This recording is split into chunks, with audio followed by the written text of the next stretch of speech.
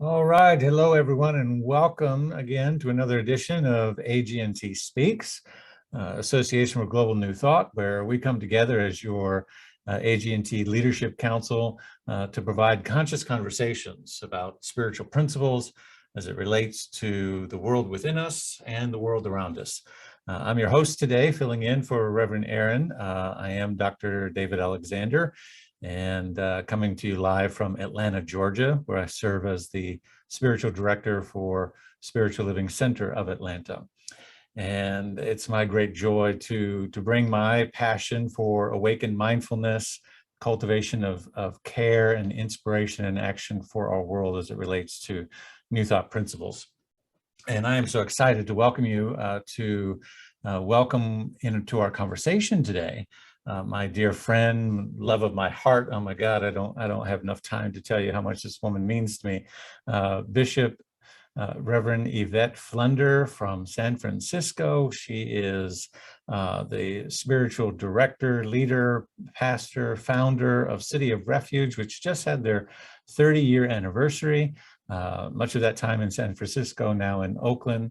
And she is just an amazing, amazing soul. If you don't know her, I know many of you do, but she is a presiding bishop of the Fellowship of Affirming Ministries, a multi-denominational coalition of over 56 churches and faith-based organizations all over the world. She is a renowned speaker and guest presenter, lecturer, and professor at, Lord have mercy, I can't keep count. I read your official bio. I think it's like 12 or 13 different seminaries all over the place.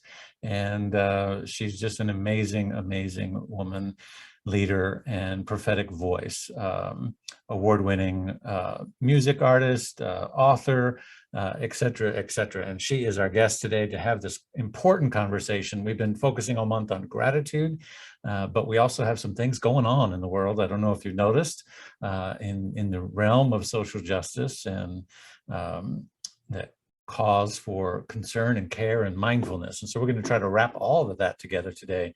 Would you please welcome Bishop Yvette Flunder?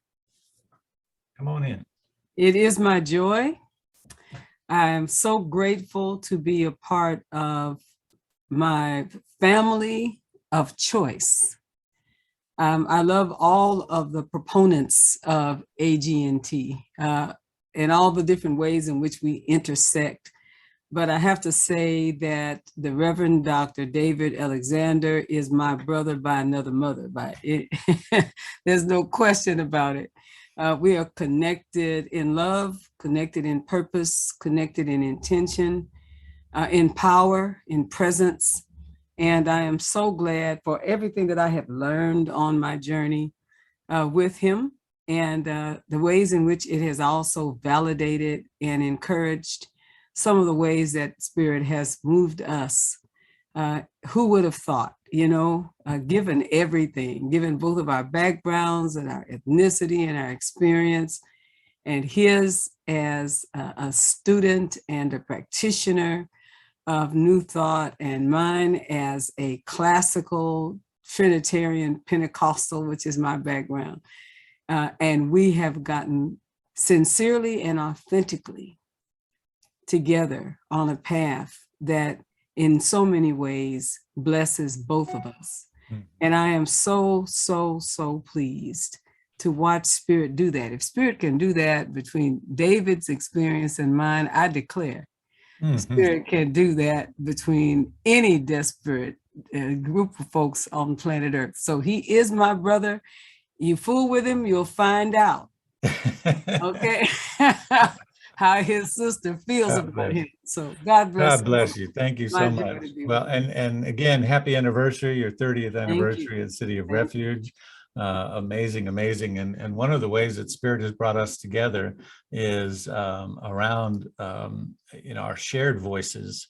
And I think a mutual encouragement. I learned so much from you and feel the wind of your voice and your presence in the world under my wings and what I do in my ministry, and in the ways in which I think both of our messages come together to speak prophetically to what's happening. Yes. New thought coming from this holistic paradigm that, that all is well. As I was sharing on Sunday, all is well, but that doesn't mean we stop growing, right? Yes. The tree, when it's a sapling, all is well, but then it grows into a mighty tree. And when its leaves are falling, all is well. And when it's budding out, all is well. So all is well is not an excuse for turn away or don't evolve or, don't talk about what's going on. And your tradition from a prophetic tradition, speaking truth to power in terms of race relations in this country, and there's some things going on. And so I wonder, when Barbara asked me who I'd want to be with today, and I was in the midst of kind of wrapping my head around the Kyle Rittenhouse case, and then of course now Ahmaud Arbery's case unfolding.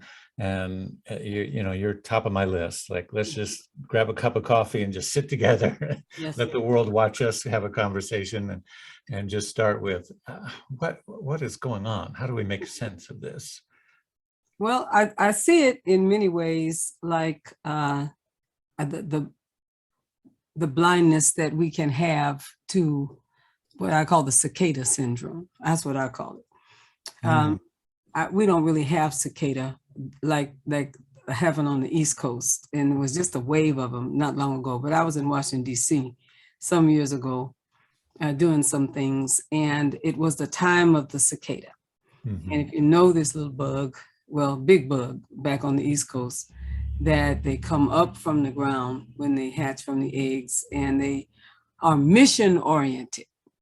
What they have to do is eat, find the strength, so they make the trees bare almost. Eat. Mm-hmm. And then they molt, they get their wings, and then they have sex. They get out there and start trying to find somebody to get with so that they can make eggs. And then they drop them in the ground, and then they die. And then 17 years later, they do the whole thing again. The heart of what I'm saying is that most of what is happening today has been in the ground for several years. Mm-hmm. What we are seeing is the end result of what happened underground. Mm-hmm. There's been an enormous amount of racism, an enormous amount of exceptionalism, manifest destiny. A lot of very broken people who at one time were or felt they were superior and feel themselves now inferior. In a nation where the nation itself began by diminishing the people who were the first race people, First Nations people who were here, and then bringing a group of people from another country and other countries, and using them to build what that group of people now call their nation. And feeling completely justified to do that because of the concepts of superiority and a very real reality of the reading of Holy Writ, a Holy Writ that basically suggests that one group of people are superior to the rest, and everyone else is grafted in. If you understand what I'm saying, mm-hmm. Sort of like God's afterthought. So the theology of superiority is a basic fundamental principle of Christianity, because it is the reading of the text suggests that. So they weren't wrong to think, if they were to believe that this is the only way that God in good manifests. They were not wrong to think that this was the way to feel. The thing that is problematic about it is that the writers that believed that were incorrect from the very beginning to suggest that God in good chooses a group of people based simply on their bloodline, that, oh, for heaven's sake, how is that possible when the human family is intermixing its bloodline all the time? How is that conceivable? You have a beautiful mixed race family, David, mm-hmm. and have children now that will carry European and African blood into their future. How is it conceivable that could ever have happened. So that's a long way around to say that the cicada is always underground, getting ready to devastate. Mm.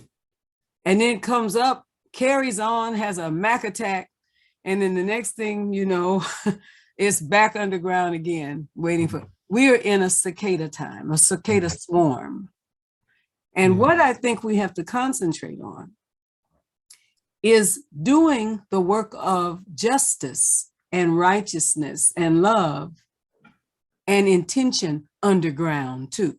I think we're going to have to do more with real intention to spread the message of love and loving and justice and righteousness, not just when we get together in conferences, not just when we get together in meetings, but I think we're going to have to get it woven into our systems and not be afraid to do that. Speak truth to power in certain situations and circumstances where we tend to just, hope for more or intention more. Well, I think we're going to have to put our hands on it. Right.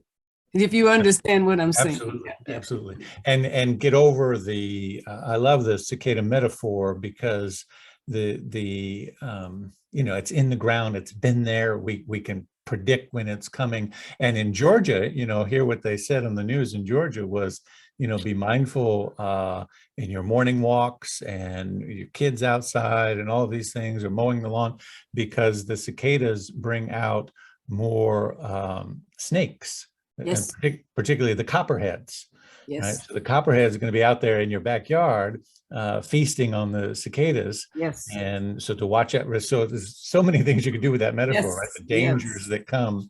So I think one of the things we got to get over is the shock, and I include myself in that, of course, initially watching live the verdict of the Rittenhouse case, and I'm, guilty, not guilty on all counts. And I'm just dumbfounded for a few minutes. And I'm like, wait a second, why am I shocked?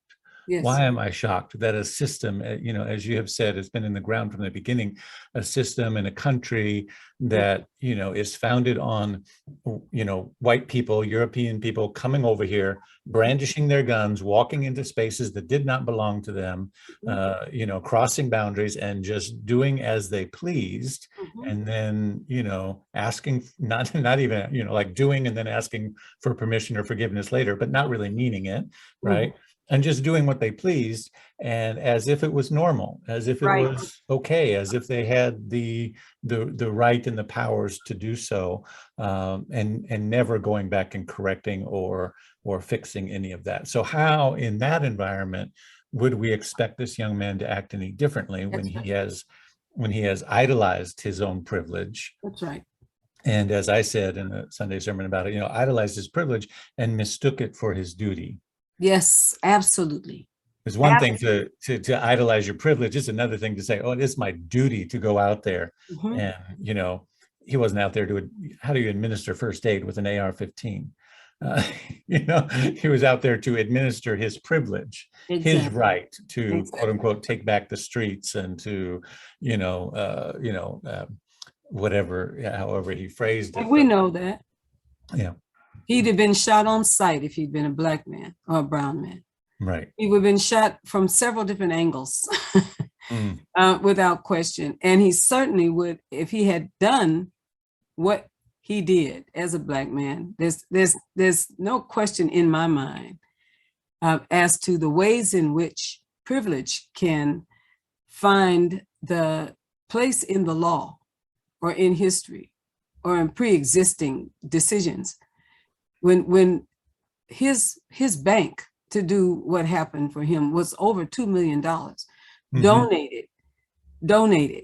It wasn't his money, it wasn't his family's money, donated to get the best conceivable support that he could get legally, because the intention was that he would win and that things would come from that precedent. Law is precedent oriented. Right.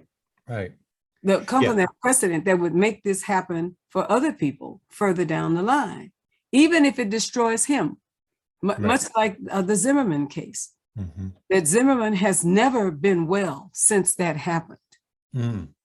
Yeah. He has never been well. He has never been able to stabilize his life because he murdered a man and he has never been well. Kyle has that same potential. And when something happens and he's disturbed by what has occurred, right? They will jettison him. He won't be important anymore. Mhm. What will be important will be the case, if you understand what I mean, because now Right. Well, case law. Yeah, right. And he's going to get, already has been forced into a narrative in which his supporters, those who provided those millions of dollars, Yes, have cast him in. And now he has to essentially perform to that exactly right. character, to that narrative, essentially for the rest of his life. And he's not doing well. He's saying the wrong things already. Right. Like, right. I support Black Lives Matter. And people say, no, that's not in the script. Right. No, Kyle. No, that's not what you're supposed to say. Right. Well, meanwhile, we have here in Georgia a case that we're, waiting on pins and needles for the verdict for the 3 men on trial for the murder and really daylight lynching of Ahmaud Arbery. And all of the shenanigans of that trial. I wonder, get your thoughts, and then we'll try to find our way spiritually out of all this. But this notion that Black pastors aren't welcome in the courtroom, that their mere presence will cause an unfair disturbance. And what really is exactly the same thing on trial, right? The privilege that was on trial in Kyle's case is the same thing here. I've been watching the defense particularly very closely in this case. And their defense essentially is, well, these 3 white guys had the right to do this. Yes. It's exactly the same kind. Well, did you say citizen's arrest? No. Yes. Well, did you tell the officer that? No. Well, then what's your defense? Well, we had the right to do it. This is essentially what they're saying. And so I found myself after the closing arguments again in a place where I thought the prosecution did a great job, and I felt very good. I thought, well, this is a slam dunk. Well, but then here we are on day 2 of jury deliberations, and I'm thinking, well, why aren't they done yet? How complicated could this be? And I'm realizing there's a second layer of trauma hitting me, because while my intellectual mind says, well, this is a slam dunk, this should happen. It's an mostly all white jury in the South, and I have serious doubts about what they may come up with. And what feels like a slam dunk is that part of us that is justice oriented. Right. And we find that justice does not run down like water. And when we go back in case law and look for something to defend a position, we are doing that, or folks are doing that at the same time, where they're trying to destroy discussions of critical race theory.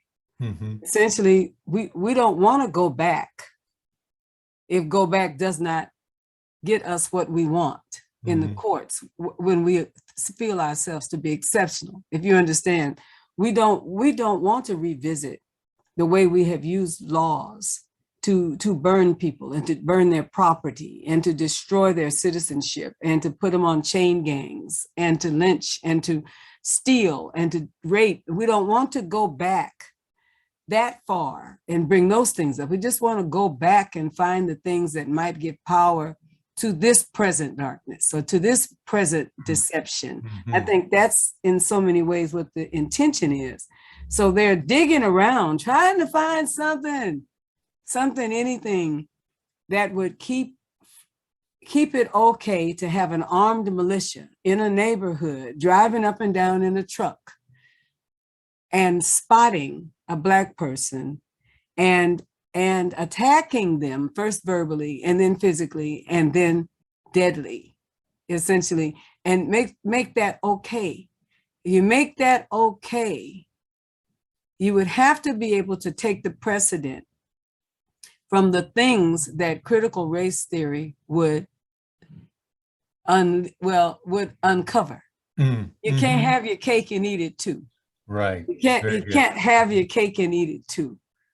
We can't disappear yesterday and then act in yesterday at the same time. There's something, you don't get all of that. Right. Something is very, very wrong, but that's the way fearful people are. And I say it like this. If a group of people have been diminished, demoralized, and dismissed for a period of time, I think that people have an innate fear that if the dismissed, demoralized, diminished people all get together and pay back or seek to pay back tit for tat what happened on Black Wall Street in Tulsa, Oklahoma. If that group of people want to pay it back tit for tat, that group of people could make circumstances very uncomfortable. Wow. For their oppressors. And so the intention, I think, is to do what needs to be done to repress with diligence those who could possibly go back and bring from the past and the not so recent past the injustice. The injustice of prison terms, the injustice of job and employment disadvantages, of voter disadvantages that could come and use that against those who actually enacted those things. There is a fear there. There is a terror. There is a terror because there's a part of this that feels that they have a right to push back and fight against, and that they might be just as wicked, perhaps, as the wickedness that was done to them. And let me say that as an African-American woman, African-American, same gender-loving woman, so that every part of my whole self has somehow been attacked by this present atmosphere. Everything that is who I am in so many ways is under a microscope. And there are groups of people meeting while we're talking, trying to figure out how to undo everything that I am. But the peace, can I quote a scripture? There is a peace that passes understanding, that keeps my heart, our hearts and minds. How is that possible? It is because I believe that the arc of the universe bends toward justice. I believe what Martin Luther King said. Yes. I believe that we will, at some point, turn our swords into plowshares and these pruning hooks, you understand what I'm saying? Yes. Into something that will be a blessing to all of us. I believe that. If I didn't believe that, I would first despair. And secondly, that thing that folks are afraid that I would do, I likely would figure out some kind of way to get it done. I believe that the hand of God and the hand of good and righteousness is stronger, more powerful than the death-dealing fear that is causing people to throw rocks and try to hide their hand. I believe that love is greater than hatred, that peace is greater than turmoil. And at the end of all of this, justice will win. I'm not waiting for it to win and not acting on doing the things that I feel I need to do, things I need to say, the way in which I have put myself in harm's way and know that I have, physically, politically, and in religion. I am an activist, you know that, but I am not an activist without hope. I am an activist that absolutely believes with all my heart that good will win. As Carlton says, the devil it loses. What he said? No, he says God wins. The devil gets nothing. I like that. God wins. Good wins.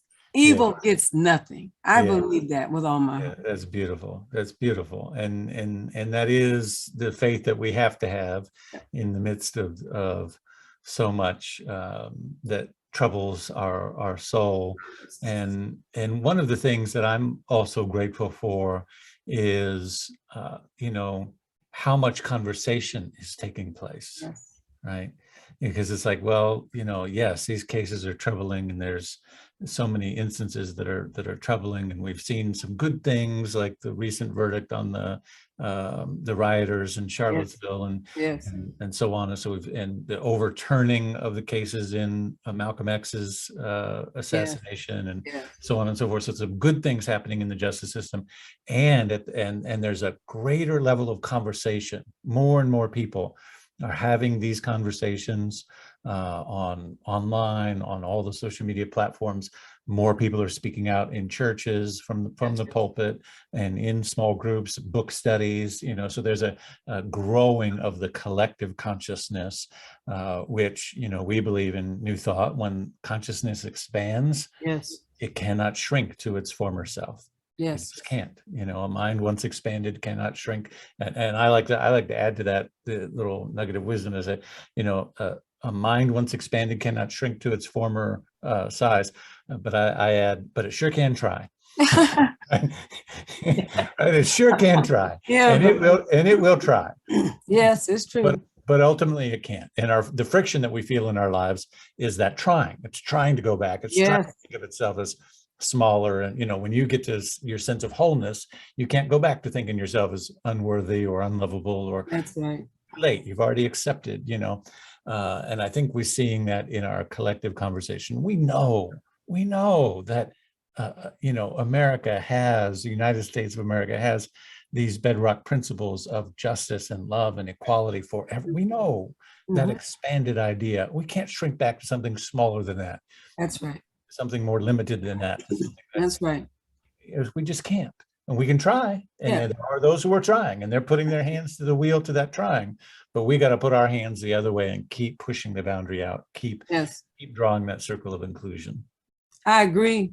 And I encourage a lot of my brothers and sisters that have been a part of ideas of superiority, whether it's race or gender or economic superiority, whatever. It will cost something for equality to happen. Yeah. There will have to be some divestiture. Some of that is literally divestiture in terms of making assets available to others. The uber rich in our country are uber rich to the point at which if they did spend and give and help and share, they wouldn't even feel it in their lifetime. That's our reality. Right. So there is some divestiture, but there has to be a reason.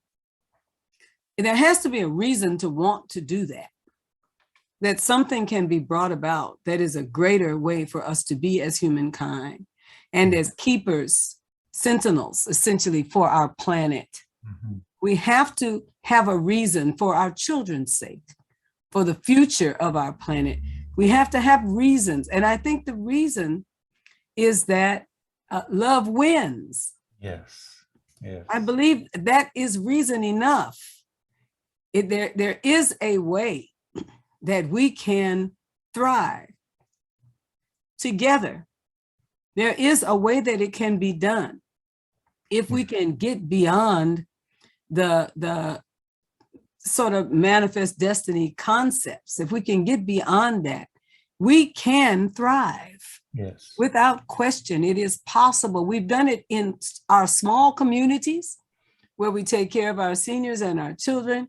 If we take those models and expand them into our neighborhoods, expand them into our states, expand them into our regions, expand them into our nation, we can do exactly what it is that we're talking about. But there will be a cost, and it's a cost on both ends. It's a cost to those who have to seed into it. And it's the cost of those. It's kind of like the story of Jesus when he came upon the man at the water, at the trouble where the water was troubled by the angels. Mm-hmm. And he was lame and he said he could not get in the water when the water was troubled by the angels and they came to heal. And Jesus asked him a question: would you like to be made whole? And the man's response was, well, I can't walk. This is essentially, and every time the water is troubled, somebody jumps in and gets the healing in the healing water before I can get in the water. Jesus, this is Jesus as an African-American Pentecostal. So like Jesus saying, I didn't ask you that question. Right. I didn't say anything to you about, can you get in the water? What I ask you is, do you want to be made whole? And in so many words, the man, I think sounds like reluctantly said, well, yeah. So then Jesus said, well, then stand up. Right. Take up your pallet and walk. Mm-hmm. Stand up. And as you are making the effort to stand, strength will come into your legs and you will be able to walk. Now, when you can walk, you have to stop begging. Right. When you can walk. You got to give up the narrative. Come on now. You got to stop blaming others. Okay. Because his first response to the question is his story, right? Is his background. It's Come like, on now. I can't because of it. Right. I can't. If you're going to go here, then you got to give that up. Very good. Wow. That's so good. So it comes in both directions. You see, yes. Here is the healer and prophet who is talking to him. And here is the man laying on, and who does not even come to the well, to the water now to be healed. He comes to the water to beg. Right. In hopes that the people that are around the water will give him money so that he can continue his lifestyle of being broken. It is his lifestyle. Do you want to be made whole? I would say that to our world. Yes. I would say that to our country. I would say that to our cities, to our neighborhoods, to our families. First, do we want to be whole? And if we do, we have to stand up and we have to take up our bed. That's what he had to do and walk. Right. What was once your money maker, your pity getter. You know what I'm saying? Yes. Right. Yeah. Give up the role that you're playing in the system that keeps it all the same. Come on here. Absolutely. You know, and what has the pandemic taught us, except that we need to give up these roles that are no longer serving us and come on, brother. Change all the rules, right? Shift this atmosphere. Very good. Shift I am healed. I am whole. That is good. I am enough. Yes. I am powerful. That's what my baby nephew says. I listen to him doing his intentions. Yes. Talking with his daddy. I'm with him. I am all of what, with or without my Superman costume on. I am all of what I need to be to fulfill my destiny and to be a blessing to others. Take up your bed, and America needs to do that. Let's stop acting like because we have COVID and because we just got through having one of the craziest presidents ever created in human history. We survived it. We were humbled by our situation in the world. Now we need to just stop complaining, get up and help each other. Stop fighting, stop blaming. Beautiful. Let's get up and help each other. By the time my grandson has children, David, he's 11. By the time he has children, most of the children will look like your baby boy. Most of the children, because they don't have the problems that we have. Most of the children will be cafe au lait with kind of curly hair. You understand what I'm saying? I understand. So then when race is not an issue, what are we going to fight about? Then it'll be gray-eyed and blue-eyed people fighting green-eyed people or something like that. What's greater? What's lesser? Let's bring this better world into existence in our consciousness and in our thinking, in our hearts. You are my brother. You are my brother. This has filled me up so much, and I hope everybody who's been watching, it has filled you up. I hope you take this conversation to your Thanksgiving table. Yes. Talk about it with your families, with your mom and them, as they like to say. Mom and them, that's right. Mom and them. Have the conversation. How do we take up our bed and walk? How do we step out of the old narratives that define us into us and them and step into our healing, all of us on all sides of the spectrum, and do what is ours to do to create a better world. Thank you so much, Bishop. I love you. As you all can tell, this was just getting started. We could keep this going for a good long time, a good long while, as they say, but our time has come to a close for this edition of AGNT Speaks. Thank you so much for joining us today. We'll see you, let's see, next week. Are we back next week? I believe we are. Right here live on Facebook or in Zoom or later on YouTube. You can learn more about AGNT at agnt.today. You can make a donation at agnt.today/donate, become a member. We're looking individuals of New Thought Centers or independently can become a member for just $50. And you get a whole host of resources on our website, and it supports the work of AGNT. We love and are grateful for all of our membership. Learn more about our leaders and join our live stream Sunday services, agnt.today/leaders. You'll find the links to all of the members my colleagues who serve on the AGNT Leadership Council, and links to our Sunday services. Thank you so much again, Bishop Flunder. Have a wonderful, magnificent holiday break. And you and I need to get together sooner than later. That's right. Keep this going and hug and love on each other. I love you. I look forward to it. Shirley, and to everyone in the family. Yes. Take good care. Happy Thanksgiving, everybody. Bye-bye. Bye-bye. Every day's a chance you can do something amazing to feel your passion blazing and shine. Hey. Paint with every vision, dance in new directions, explode to new heights in your mind. I will